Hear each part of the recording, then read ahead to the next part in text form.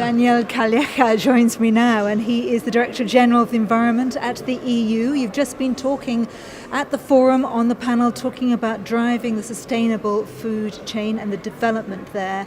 When we look at food systems, we know still that 29% of the overall contribution to greenhouse gases is actually made through that whole chain.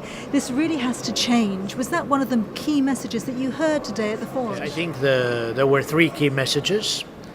The first was the need for change. The challenges we have are so huge that if we do not change the way we are producing, the way we are consuming, we will not be able to face successfully these challenges. Second, the word opportunity also came. In spite of the challenges, there is an opportunity, because by becoming more sustainable, you can also become more competitive. Innovation plays a role, the circular economy, the fight against climate change, paradoxically offer an opportunity for change, because they can have the potential to develop in a more sustainable, in a more competitive, in a more resilient way. And the third message is dialogue.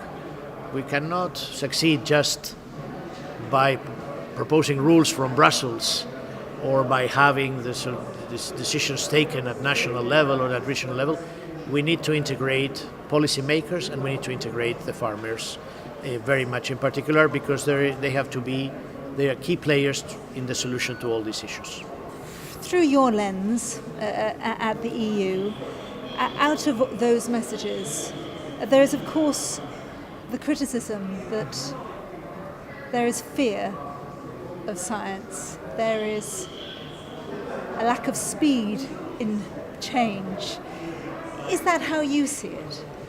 No, I think it would be wrong. We should not be afraid of science. Scientific knowledge is the source of progress. Humankind has succeeded in developing thanks to the scientific contribution. I think we have much better knowledge of everything, from the planet to innovation to techniques which have brought big benefits.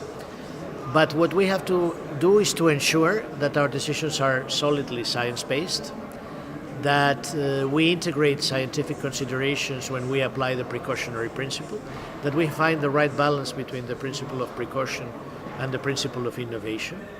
We should not be afraid of science. We should not hide or say no. I think on the contrary, because at the origin of many of the developments that have secured very good benefits for our society is scientific progress. So I think science has to be a tool for sustainable policy making. One of the key questions this year, in the 10th year of the forum, is how do we actually get there? Time for action, the solutions, the how to get there. And you talked a little to the forum about the channels that are there to obtain more sustainable practices. Yes, I think another message which came very strongly from the discussions is that there is a sense of urgency.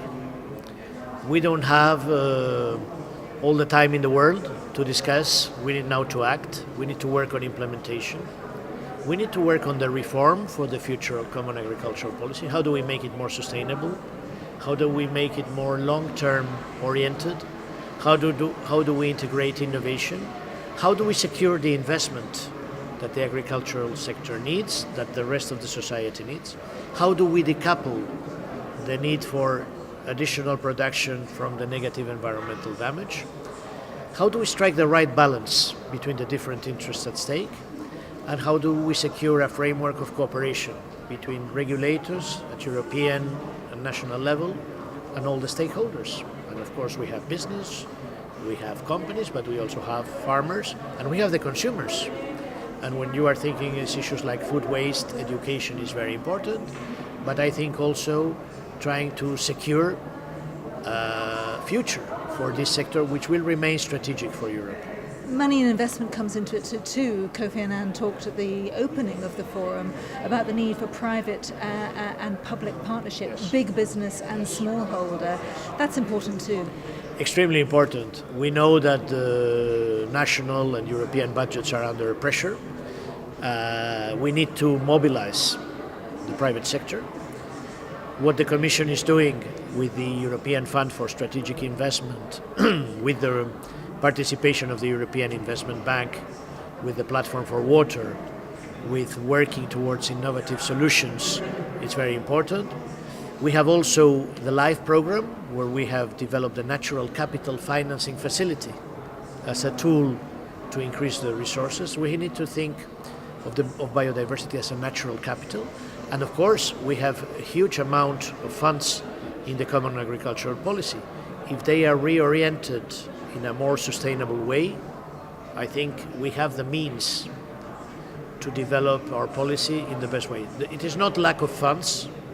I think what we have to do is more reorient and reshape the fiscal instruments, the budgetary instruments, towards a more sustainable agriculture. So there's no one silver bullet, but how important is it to bring together people today in this sort of forum and to talk? Well, I think this forum is now a very solid and well-established event. I think it's the 10th time. More than 2,200 people in the room engaging, discussing solutions with the European Commission, with the NGOs, with business, with the farmer. I think it is a unique opportunity. I think it's something which allows us a very frank and open exchange. We have had very senior personality speakers from the United Nations, from various European, national and sectorial dimensions. And I think the opportunity to have this dialogue, to put on the table solutions, to bring the different perspectives is unique. And from the European Commission, we value it enormously. Daniel Calleja, thank you very much for joining us today at the forum. Thank you very much for pronouncing my name so well.